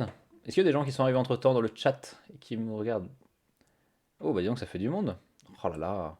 Donc il y a Jeanne, Cody, Laurine, Lax Disorder, Roxy. Je sais pas si je t'ai dit bienvenue Roxy ou pas. Bon, je sais pas. Ok, bon, je vais vous abandonner là. Merci pour le quiz Clément. Bonne fin de live. Ah bah merci. Bah merci d'être venu déjà, ça fait plaisir. Ah bah oui, sans toi sinon, franchement, ça aurait fait un peu vide je pense, mais merci. Merci d'avoir été là. Donc maintenant on passe aux moments les plus rigolos, n'est-ce pas? Bon là j'avoue on devient sérieux. Je vous ai sorti. Ouais, salut, bonne soirée. Puis mange bien si t'as pas encore mangé. Euh, donc voilà. Donc là, ce que je vous propose, enfin, ce que je vous propose, manière de dire, ce que je vous impose. Donc comme je le disais au début, article bah, pour ceux qui sont arrivés entre temps, et puis pour ceux qui ont la rediffusion, machin. Donc le pouvoir des médias selon les classiques de la com. Donc ça fait c'est pas de l'analyse pure et dure. Ah toi aussi tu vas y aller, Max? Oh là là, je vais plus avoir personne avec qui interagir. Du deux flûtes. Bah, c'est pas grave. Bah écoute, déjà c'est très gentil d'être venu. Au moins ça fait de l'interactivité et tu m'as appris des trucs. Et tu m'as corrigé même. Ça c'est beau. Ça c'est beau. Et ça fait tout le charme de Twitch, n'est-ce pas? Avoir de l'interaction. Ok. Bon bah Bonne soirée, Max. Et puis à la prochaine, bah, au prochain quiz. Ou avant, si tu veux, hein. Ça sera pas vice-versa, tu me diras pour la presse, ça m'intéresse du coup. Mais pas sûr, pas de problème. À la prochaine. Oui. Allez, salut, bonne soirée, Max. Ok, bon, eh bien on se retrouve entre nous. Ah, il y a Lurx qui est arrivé entre-temps. Salut Lurx. Bon, eh bien tu viens de louper le quiz, mais tant pis, on va... Dommage, mais j'ai encore de quoi parler. Du coup, je vous ai pris, pour ceux qui restent là, je vous ai pris deux articles. Bon, ça c'est paru c'est des articles qui sont parus dans comment on appelle ça déjà? Des magazines de recherche, mais c'est pas de l'analyse pure et dure d'un événement avec beaucoup de théories et puis beaucoup de trucs précis où on comprend que dalle. Finalement, ces trucs, c'est court, ça dure sur à peine 7 pages. Genre, ça reprend un peu toutes les théories qui ont pu être faites sur la réception. Kern, oui, Kern, évidemment Kern. Euh, donc voilà, et je me disais, en temps de période électorale, de campagne électorale, on a souvent, souvent on entend genre, ouais, les gens sont cons, ils croient tout ce que leurs médias leur disent, et nanani nanana. Et je me suis dit, c'est franchement, si on a, pour les personnes qui ont déjà fait, qui ont déjà pu voir des cours de sociaux de la réception et des publics, vous allez peut-être pas apprendre grand-chose, mais c'est toujours, moi j'ai trouvé ça très bien à relire. J'ai beaucoup aimé le relire parce que ça remet un peu les idées en place finalement. Ça remet les choses bien à plat et ça permet du coup de relativiser le pouvoir, ce fameux pouvoir des médias. Et ensuite j'aurais ça. Ça paraît très vieux, mais c'est pas vieux, hein, ça date de 2018 je crois. Et c'est genre, quitte à parler d'être en campagne, quitte à être dans un contexte de campagne politique, campagne électorale, je me disais, bah, militantisme, 50 ans après mai 68, et du coup là ça va parler un peu de militantisme, et qu'est-ce que ça a apporté, qu'est-ce que Internet a apporté, qu'est-ce qui est resté stable ou quoi, machin comme ça. Et pareil, c'est assez court, c'est sur cette page. Ces deux articles, moi je les trouve extrêmement clairs. C'est très bien écrit, tout est compréhensible, donc voilà, je voulais les faire. Donc, Le pouvoir des médias, selon les classiques de la com, de Grégory Derville, et ça date de 98, paru dans les cahiers de la médiologie. Et on se plonge, attendez, hop, comme ça, et on se plonge plus avant dans la lecture. On va prendre ma petite voix, une voix profonde, et voilà, pour vous passionner. Alors, bon, j'ai déjà lu le titre, on ne refait pas. Apparue avec les médias de masse, la question du pouvoir des médias est très vite devenue obsessionnelle du fait de leur utilisation spectaculaire par les régimes totalitaires. La radio, puis la télévision, suscitent alors les craintes les plus vives. On redoute leur omnipotence ou leur toute-puissance, leur capacité à manipuler à loisir les esprits dits faibles, les femmes, les enfants et par extension les masses. Bon, il aurait pu... Ça fait peut-être un peu misogyne, mais bon. Et par extension les masses. L'une des formulations les plus abouties de cette crainte remonte au Viol des foules, publié en 1939 par le socialiste allemand Tchakotin. Désolé si je prononce mal. Tchakotin. Cet ouvrage défend un schéma stimuli-réponse proche de la réflexologie pavlovienne. Soumis à un matraquage habile par les médias, l'individu serait réduit au rang d'esclave psychique. Pour ceux qui ne voient pas, genre réflexologie pavlovienne, je pense que ça c'est un truc que tout le monde a dû voir en philo normalement. C'est l'expérience de Pavlov avec le chien, où en gros, je crois que c'est à chaque fois que il appuyait sur une cloche ou un truc comme ça, le chien accourait pour avoir sa gamelle. Et si au début il faisait pas le lien entre le bruit le bruit de la cloche et la gamelle, et ben au fur et à mesure il le fait. Et finalement après, genre dès qu'il appuie sur une cloche, et ben le chien accourait même s'il n'y avait pas de repas quoi. Il attendait sa bouffe, bref. Et en gros, qu'est-ce que ça veut dire? C'est que finalement, à force de répéter un message ou de répéter des trucs, et ben on finit par l'intérioriser et obéir à certains réflexes, quoi. Donc voilà, certains réflexes même. Euh, donc voilà, soumis à un matraquage habile, donc le matraquage c'est genre mettre toujours le même truc, ou faire la sonnette, hein. Matraquage habile, mince, je suis déjà perdu, par les médias, l'individu serait réduit au rang d'esclave psychique, donc esclave de nos réflexes. Le rapport entre le public et les médias est ici pensé en termes de dépendance, de conditionnement ou de manipulation, le récepteur ne faisant qu'absorber passivement les messages qui lui sont adressés. Se dessine la métaphore de la piqûre hypodermique. L'émetteur est censé pouvoir injecter n'importe quelle idée dans l'esprit de n'importe qui. Son discours est un stimulus qui entraîne instantanément chez l'auditeur la réponse qu'il a programmée. Alors, la piqûre hypodermique, je suis désolé, je me souviens plus du nom du type qui a théorisé ça. Il est hyper connu. C'est pas Lazarsfeld? Non. Ah, je sais plus. Attendez, on va vérifier maintenant. On va vérifier maintenant. C'est vraiment un pilier de cette sociologie-là. Hop. Piqûre hypodermique. Oh non, je vais avoir des trucs qui ont rien à voir. Il faut que j'affine. Et je crois même que lui avait parlé de seringue hypodermique. Non. Ah ouais, complexe sociologie, développé dans les années 30 concernant l'effet de masse, ce courant. Oh, est-ce qu'ils vont me proposer? Non. Vous avez quand même un WordPress qui s'appelle exclusivement la seringue hypodermique. Ta ta ta ta. Attendez. Chiant les cookies. Oh merde, ça va pas me revenir. 40 c'est théorique contre voire 4 c'est Lazarsfeld. Ouais bah c'est peut-être Lazarsfeld alors si je dis pas de bêtises. Bon, corrigez-moi dans le chat si vous avez l'info. Je vais y aller aussi, désolé, bon stream. Ah ok, bah salut Jeanne, merci d'être venu en tout cas, ça fait plaisir. Et on se voit peut-être pour un prochain live. Allez, je continue. Non, la réponse qu'il a programmée. C'est en grande partie à ce type de schéma. Ah oui, et du coup, l'idée de seringue hypodermique, en fait, ils avaient une vision extrêmement. Ces théoriciens-là, ils avaient une vision finalement extrêmement simpliste de nous qui lisons les médias. C'est-à-dire que, genre, on était une sorte de verre vide, et genre, les médias, ils pouvaient dire n'importe quoi, on remplissait et on croyait ou on répétait, enfin bon, bref, on pensait ce que les médias nous filaient. Vous allez voir, ça peut être un peu plus compliqué que ça. Alors, c'est en grande partie en réponse à ce type de schéma, pour mieux en mesurer l'exactitude et la portée, que la sociologie des médias s'est développée et que l'on a vu fleurir à partir des années 40 des travaux plus empiriques.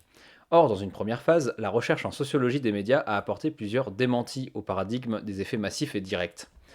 Tout d'abord, les études empiriques réalisées par Lazarsfeld et ses collègues, ah bah ça ne veut pas de lui la piqûre hypodermique, bon je sais plus, et ses collègues dans les années 40 ont montré que les messages émis par les médias ne se diffusent pas de façon directe vers les récepteurs, mais qu'ils transitent par les leaders d'opinion. C'est ce qu'ils appellent le two-step flow of communication. Bon là c'est un peu la tarte à la crème de la sociologie de la communication. Genre en gros, vous avez les médias qui envoient un message vers la population, et dans cette population, il y a des gens qui ressortent et qui filtrent les informations pour les autres et qui les redistribuent, en gros. Du coup, c'est médié, quoi. Alors, et donc c'est leader d'opinion, qu'il soit défini par son prestige, par ses connaissances ou par son statut social, le leader d'opinion est une sorte de garde-barrière qui filtre les messages qu'il reçoit. Voilà. Il répercute au sein des groupes auxquels il appartient les messages qui lui conviennent, et il rejette les autres. De ce fait, l'influence des médias consiste surtout en un renforcement des opinions et des comportements déjà existants. Ils fournissent à l'individu des arguments qui réduisent ses doutes éventuels et qui le persuadent plus encore que sa conviction est la bonne. Selon le modèle du two-step flow, l'influence des médias n'est donc pas aussi massive, aussi directe et aussi puissante que qu'on l'a dit. Dans la plupart des cas, elle est médiatisée et donc filtrée par le tissu social dans lequel sont insérés les récepteurs. Donc déjà, premier petit bémol à cette toute-puissance des médias, à ce pouvoir des médias. À la même époque, des expériences menées en laboratoire mettent en lumière les manipulations mentales que chacun effectue de façon plus ou moins consciente sur les messages qu'il reçoit et qui lui permettent de s'en préserver. Ainsi, l'exposition, l'attention et la perception sont sélectives. Nous tendons à ne recevoir que les messages qui nous confortent dans nos opinions. Et donc ça, c'est le fameux biais cognitif, où on ne regarde finalement que ce qui nous intéresse. Et moi-même, j'avoue tout, la plupart du temps, quand je vais me renseigner ou quoi, enfin quand je vais voir des conférences et des trucs, c'est déjà des trucs sur lesquels je connais, quoi. Mais bon, en essayant de trouver des trucs un peu nouveaux, mais même, genre, oui, évidemment, on va lire des trucs avec lesquels on est plutôt d'accord plutôt qu'avec ceux qu'on n'est pas d'accord. Donc voilà, deuxième petit filtre. Voilà, les messages qui nous confortent dans nos opinions. La compréhension, l'adhésion et enfin la décision de changer d'opinion et de comportement ne sont pas non plus induites mécaniquement par la diffusion d'un message. Ce n'est donc qu'à l'issue d'un vrai parcours d'obstacles qu'un envoi peut avoir un effet durable sur les individus qu'il est chargé de persuader. Autrement dit, les chemins de la persuasion, Cap Ferrer, sont très sinueux.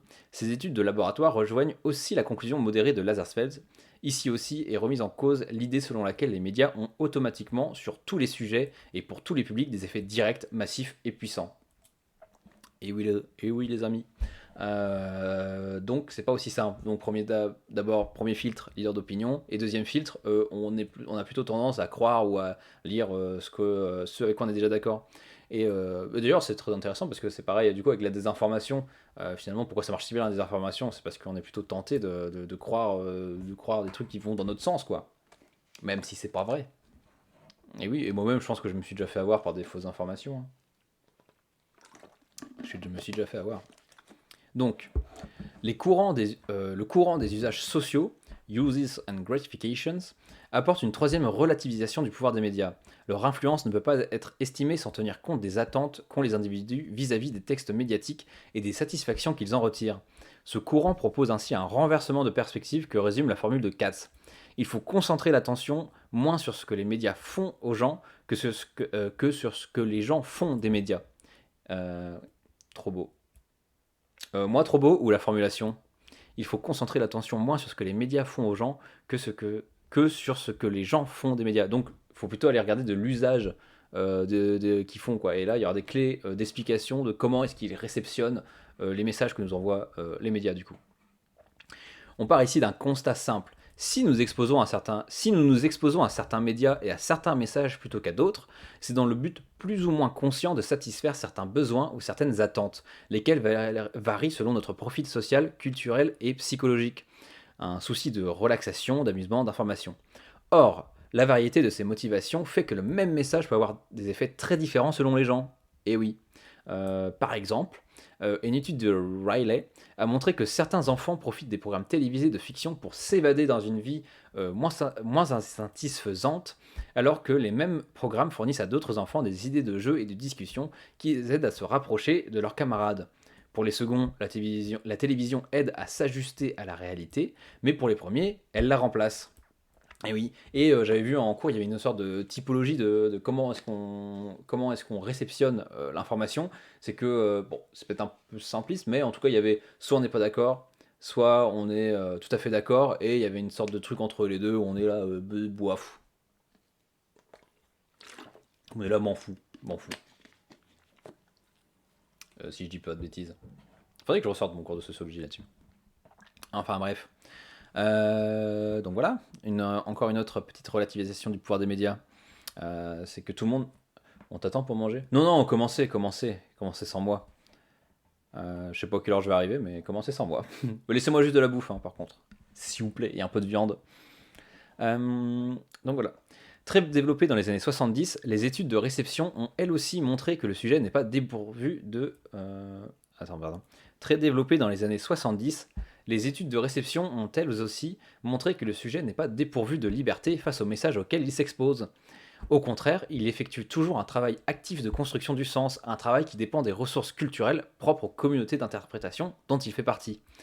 Sur la base de son vécu, de sa culture, de son statut social, de son milieu social, de ses connaissances, etc., il peut interpréter à sa façon les messages qu'il reçoit, il peut y percevoir, au moins en partie, ce qu'il veut y percevoir.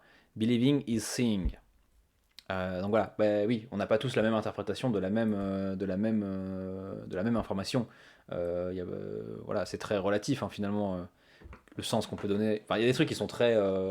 Généralement, tu peux pas te tromper sur le sens, mais en fonction de ton statut social, de comment tu as vécu, comment tu vois le monde, tu vas pas y trouver la même chose. Voilà. Katz a par exemple constaté que le feuilleton américain Dallas est décodé de façon très variable selon les pays et les cultures. Il peut signifier le rêve américain ou le bonheur, mais aussi l'oppression, l'impérialisme. De même, un individu qui reçoit des informations sur une grève ne les reçoit pas de la même façon selon qu'il est salarié ou indépendant, syndiqué ou non, habitant d'un bassin d'emploi en pleine dépression ou en plein essor, c'est-à-dire selon que ces informations sont ou non compatibles avec les idées et les valeurs propres à son milieu social, professionnel, familial, etc. Pardon, petit rototo. Certes, il existe pour tout texte médiatique une lecture préférentielle vers laquelle l'émetteur tente de diriger le public, qui plus est les ressources mobilisables pour l'interpréter étant inégalement réparties. Certains individus sont moins bien armés pour subvertir ou rejeter le sens que l'émetteur a voulu y mettre. Il reste qu'en prouvant l'existence des lectures différentielles, les études de réception confirment à leur façon que les médias n'ont pas une influence illimitée sur nos opinions et nos attitudes. Donc, en fonction de notre milieu social et patati patata, on va lire différemment le même contenu, mais il relativise aussi un peu, et là il redonne peut-être un peu de pouvoir aux médias, en disant que on n'est pas tous armés de la même façon face à une information qu'on nous fournit. Et du coup, quand on n'a pas un background, on va dire, quand on n'a pas de connaissances sur un certain sujet, bah, enfin, ouais, moi quand je lis un truc sur lequel j'ai aucune connaissance, bah, le premier truc c'est je me dis bon c'est un journal, je vais penser ce qu'on m'explique quoi, avant d'aller faire mes propres recherches par la suite et de fact-checker, de faire des machins comme ça. Mais si t'as pas les, c'est vrai que si tu n'as pas l'attirail mental pour, si t'as pas les références, tu peux te laisser influencer par ce que te racontent les médias, parce que tu lui fais confiance. Donc voilà. Mais on a assisté depuis les années 70 à un renouveau des études sur l'influence des médias, et ce pour plusieurs raisons. Tout d'abord, les gens s'y exposent de plus en plus, et en particulier à la télévision. Et c'est encore plus vrai, là c'était en 90, mais c'est encore plus vrai aujourd'hui avec Internet et les web et les médias sociaux, hein. La télé, mince, tout d'abord, voilà. Tout d'abord, les gens s'y exposent de plus en plus, et en particulier à la télévision. Aujourd'hui, les Français passent 3 heures par jour en moyenne devant le petit écran. Bon, là, je pense, là, c'est des chiffres, faut pas y faire attention, hein, ça date de 98. La télévision est aussi devenue un média omniprésent qui s'étend à l'ensemble du temps libre et du temps de travail, comme l'atteste l'importance de la conversation télé ou la place grandissante des rubriques télévision dans la presse. Même ceux qui regardent peu la télévision ne sont pas à l'écart de ce qu'elle diffuse. S'ils ne sont pas branchés sur elle, ils baignent dans son environnement. Face à ces évolutions, de nombreux auteurs proposent de réévaluer à la hausse l'influence des médias et en particulier de la télévision. Et je pense qu'il faudrait réactualiser aussi ça, parce que je pense avec les médias sociaux, enfin avec le web en général, on est encore plus exposé à des médias finalement, parce que sur si on parle juste médias traditionnels, sur les médias sociaux, finalement, bah, ils ont leur compte, ils ont leur contenu qu'ils postent, enfin voilà, les extraits, etc., quoi. Donc, finalement, le fait que ça se répande encore plus, ça augmenterait le pouvoir qu'il aurait, que les médias auraient. Dans les travaux sur la fonction d'agenda, McCombs et Shaw s'intéressent par exemple à la façon dont les médias structurent les préoccupations des citoyens. Et donc cette fonction d'agenda, cet agenda sitting, c'est l'idée que les médias ils gèrent l'agenda des informations, quoi. Genre des sujets qui vont passer, quoi. Genre c'est eux qui décident si tel sujet vaut la peine ou tel sujet ne vaut pas la peine. Et, et donc voilà, donc c'est ça cette fonction d'agenda. Euh, ils partent du principe, alors voilà, donc structure les préoccupations des citoyens. Ils partent du principe que, pour les domaines qu'ils ne connaissent pas de première main, la politique, l'économie, le social, les gens tirent la majeure partie de leur information des médias. Or, ceux-ci orientent leur attention sur certains points plutôt que sur d'autres, les gros titres, les points chauds de l'actualité. Les médias ont donc, et ça c'est les gros titres, ça fait penser énormément de, franchement, c'est tellement vrai, genre par exemple avec Facebook, où il y a vous savez, là, il partage un article et vous avez juste le gros titre. Et du coup, là, j'avoue, des fois, moi-même, j'avoue, des fois, genre je disais, genre je descendais voir mes parents, je leur disais, ah, vous avez vu ça? J'ai pas lu l'article, mais j'ai dit, ah, apparemment, il s'est passé ça. Voilà. Donc, ils s'orientent sur quoi, je pense. Les points chauds de l'actualité. Les médias ont donc une forme très spécifique d'influence. Ils ne disent pas aux gens ce qu'il faut penser, mais ce à quoi il faut penser. Et ce qui est différent et un peu moins fort peut-être, mais vachement plus diffus. Ce modèle de l'agenda setting considère donc à nouveau que les médias sont capables d'exercer un impact fort sur l'opinion publique, en focalisant son attention sur un nombre limité d'enjeux. La hiérarchie des priorités qu'ils établissent est censée devenir aussi celle du public. Mais les nombreuses études qui ont été mises en place pour tester cette hypothèse ont fourni des résultats contrastés. Si les médias sont parfois à l'origine de l'évolution des préoccupations de l'opinion, jouant alors un rôle de vigie, il arrive aussi qu'ils ne fassent que suivre ces préoccupations en se contentant de traiter ce qui passionne déjà le public. Et là, c'est l'éternelle question de est-ce que les médias façonnent l'opinion publique ou alors c'est ce que pense le public, enfin, ce que pensent les gens qui façonnent finalement ce que les médias montrent, et du coup, ils ne sont que le reflet de notre société. Moi, j'aime à me dire que non, parce que vu actuellement dans quel climat les climats d'extrême droite, les médias sont, j'espère que non. J'espère que non. Donc voilà. Si vous avez des questions, n'hésitez pas, hein. Donc si les médias sont parfois à l'origine de l'évolution... Deuxième piste de recherche nouvelle. Donc là, première piste qui montre quel serait le pouvoir des médias. Donc l'idée de filtrer, de filtrer l'information. Ah oui, et cette idée d'agenda sitting, je me dis comment dire, les médias sociaux aussi là, quand on parle de ça, finalement on a presque un agenda sitting personnalisé parce que comme ils sont capables de voir, de savoir, vu qu'on est extrêmement prédictible finalement dans nos manières de nous informer, etc. Finalement, il nous montre que ce qu'on veut bien voir et finalement, est-ce que ça participe, que ce que pourrait nous intéresser potentiellement, et du coup, est-ce que ça participerait pas de cet agenda sitting là. Je me dis qu'à actualiser, ça serait sûrement intéressant. Donc, deuxième piste de recherche. Le modèle de la spirale du silence. Ce modèle est fondé sur le principe suivant. Pour chaque sujet de discussion, l'individu évalue à tout instant le rapport de force entre les points de vue qui traversent l'espace public et il anticipe sur ce que sera l'opinion publique à l'avenir, afin de savoir quelles sont les idées qu'il peut exprimer sans risquer d'être marginalisé. Si l'opinion publique est d'extrême gauche, tu vas pas t'amuser à aller dire publiquement que tu adores la hiérarchie entre les races, par exemple. Genre que tu es fan de ça. Genre si tu fais un calcul pour qu'on te foute un peu la paix, tu le dis pas, quoi. Donc voilà, c'est ça, genre la spirale du silence. Ceux qui constatent à la lecture de la presse ou des résultats de sondages que la majorité ne pense pas comme eux, n'osent pas toujours défendre leur point de vue. Et oui, de ce fait, mais en même temps, il faut du courage. Hein. De ce fait, l'espace public se vide de certaines opinions qui peuvent pourtant être partagées par de nombreuses personnes. Et une opinion dominante s'installe graduellement par un processus en spirale. Et je suis en train de me dire, c'est tellement vrai pour les médias actuels quand on voit plus ça va, plus ça va être des idées d'extrême droite qui sont émises, quoi. Genre comme si ça repoussait un peu plus les limites, et plus ça prend de la force, moins les discours un peu de gauche qui viennent contrer ça deviennent audibles. À table, viens manger. Bah super, mais je suis en train de lire. Oh, franchement.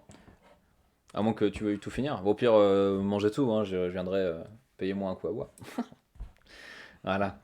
Bon, on était où De ce fait, l'espace public se vide de certaines opinions qui peuvent pourtant être partagées par de nombreuses personnes, et une opinion dominante s'installe graduellement par un processus en spirale.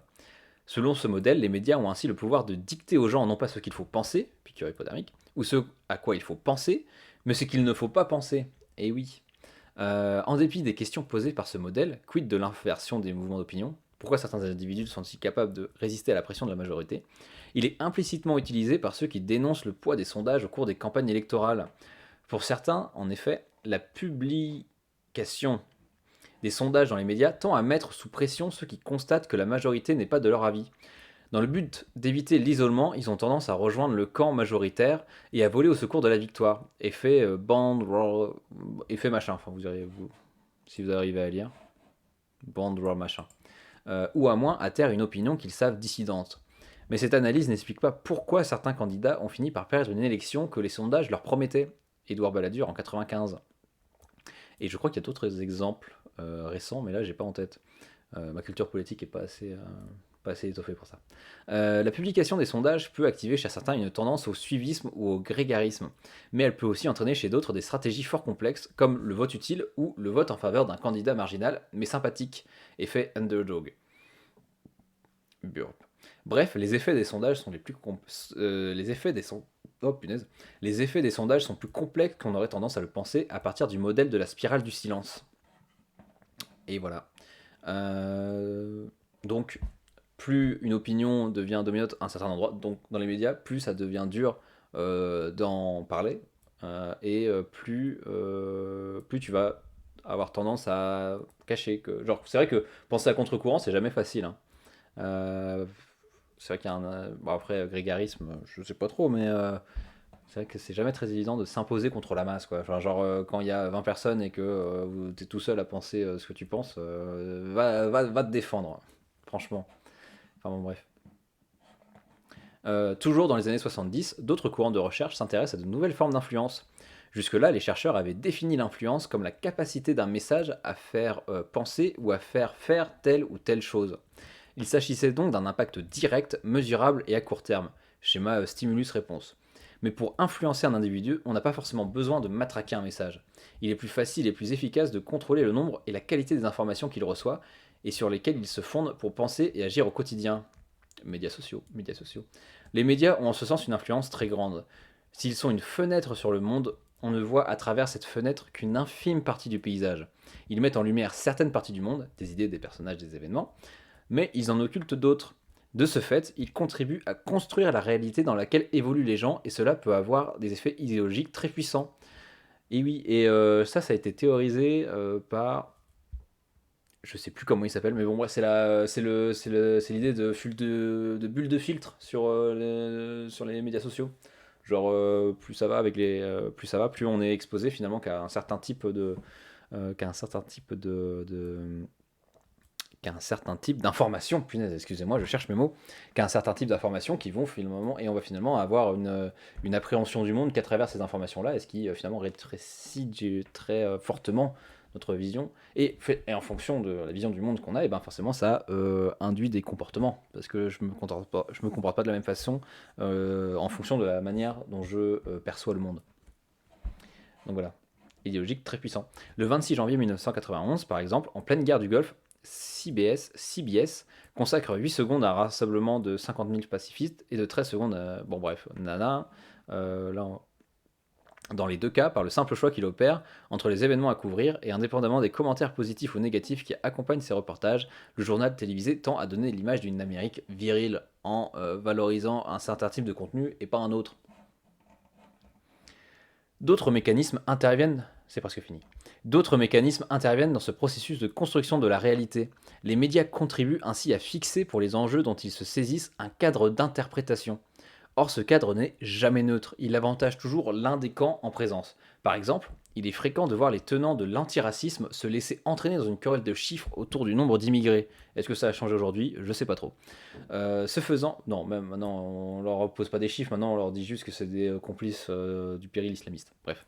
Ce faisant, ils justifient sans même le vouloir la prémisse du raisonnement défendu par leur adversaire, qui est que le racisme est fonction du nombre d'étrangers présents dans un pays d'accueil, et au-delà qu'il existe des différences objectives entre ces étrangers et les habitants de ce pays, des différences qui autorisent notamment à parler de race.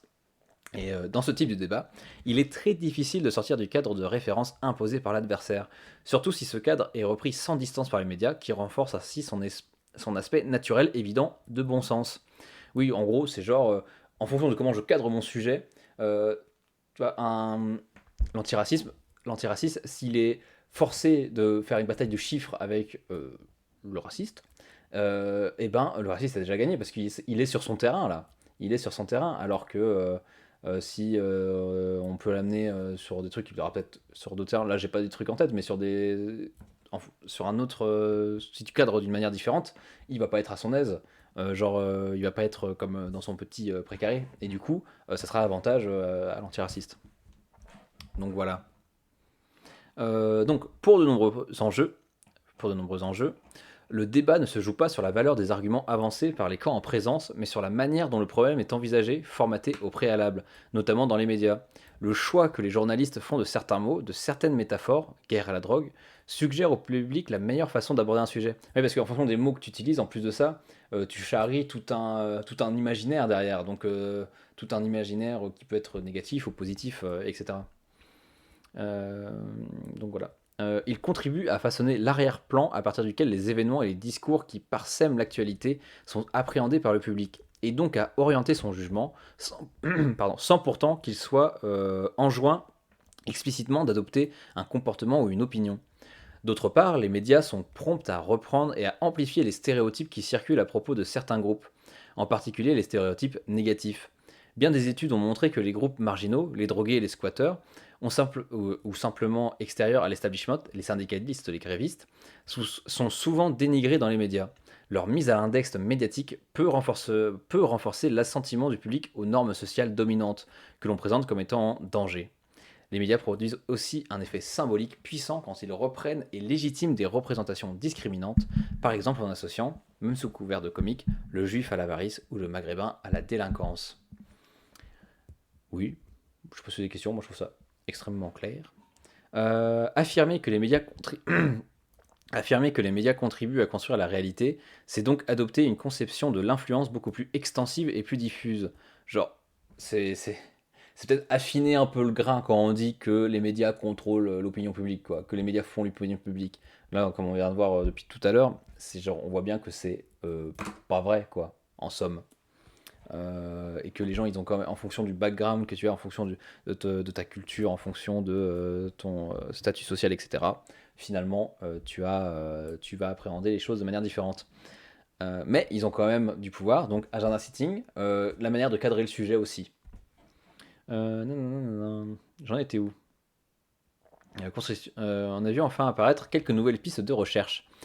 Certains auteurs étudient par exemple le rôle des médias dans les processus de construction identitaire. Au niveau individuel, les médias proposent des modèles de pensée et d'action à partir desquels chacun peut bâtir son identité, c'est-à-dire en fait s'arrimer à certains groupes. Ils jouent aussi un rôle dans la formation et l'évolution des identités collectives.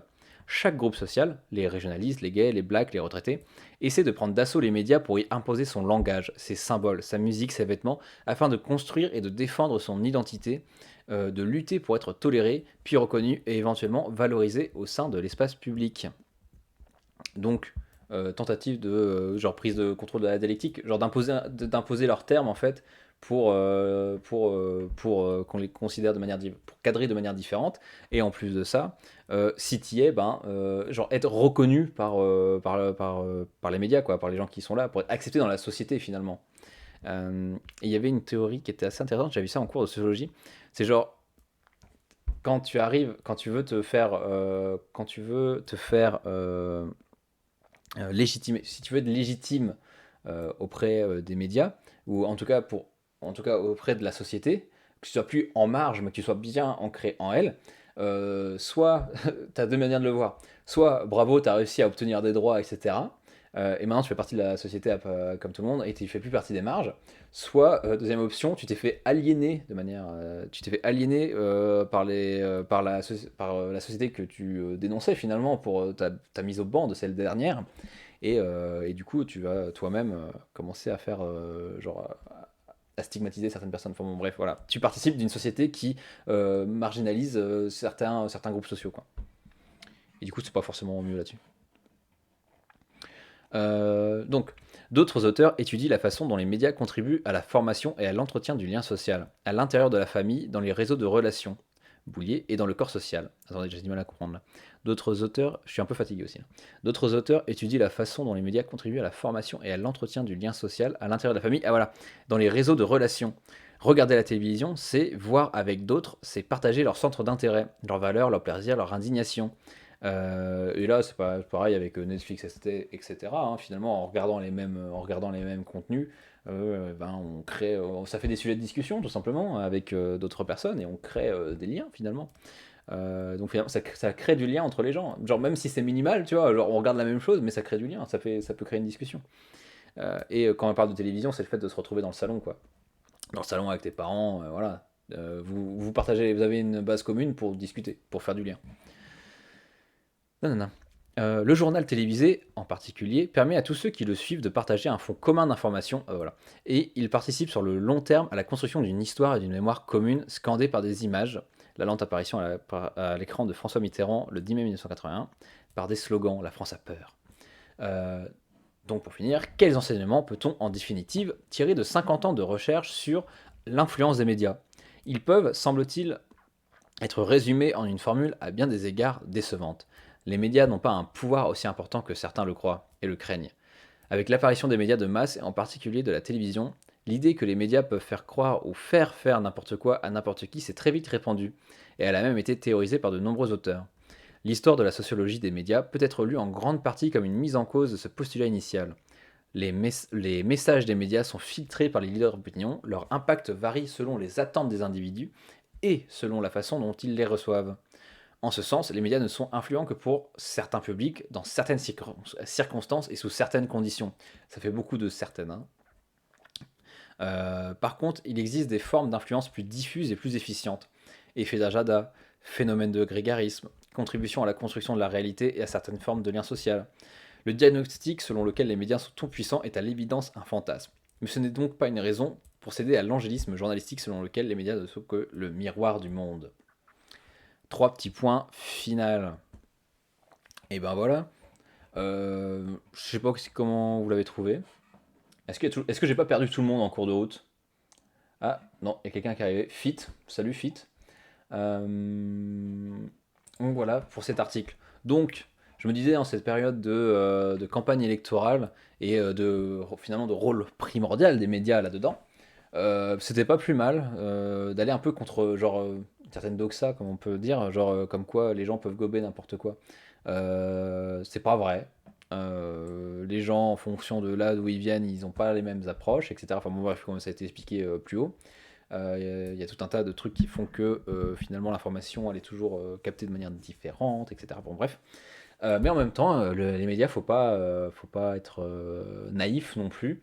Ils ont un certain pouvoir, comme l'agenda setting, comme la spirale du silence, etc. Il y a certains effets. Donc voilà, contraster. Pouvoir, oui, mais oui, mais non, et non, mais oui. Et donc voilà, donc voilà. Bon, j'ai rien d'autre à dire. Ça fait combien de temps que je stream 1h45. Ouais. Je m'attendais pas à ce que ça soit aussi long de lire. D'ailleurs, je sais même pas combien de temps ça a duré le quiz. Je sais pas combien de temps ça a duré de lire. Mais j'avoue que là, je suis un peu vanné déjà. Et l'autre, il est de taille égale, sûrement très intéressante. Mais je pense que je vais le réserver pour plus tard. Et puis bon, là aussi, ça manque peut-être un peu d'interaction dans le chat. S'il y a encore du monde à venir parler, peut-être que je continuerai. Mais je pense que je vais m'arrêter là. Voilà, donc quiz sur l'histoire des médias et faire le lien ensuite avec le pouvoir des médias. Euh, bon, bah, j'espère que ceux qui ont regardé, ça les a intéressés. J'espère que ceux qui regarderont la rediff, ça les intéressera aussi, que c'est clair. Parce que moi, franchement, je trouve ça, genre, c'est vraiment pas compliqué à. Enfin, je trouve que c'est pas compliqué à comprendre, quoi. Genre, c'est plutôt bien expliqué. Euh, Voilà, quoi. Et ça remet les choses un peu à plat. Ça remet un peu les choses à leur juste place, dirons-nous. Bon, et ben, je vais vous laisser. Merci de m'avoir regardé pour ceux qui sont là. Merci pour ceux qui me regardent en diffusion de me regarder. Et puis on se dit à la prochaine. Et puis en essayant de faire un quiz la prochaine fois. Encore un nouveau quiz qui sera plus sur genre théorie et qui sera plus sur théorie et comment on appelle ça déjà. Oui, les théories de l'information et de la communication en général, quoi. Donc nom de chercheur, etc. Des trucs un peu marrants. Puis avec l'explication qui va avec, quoi. Bon allez, bonne soirée.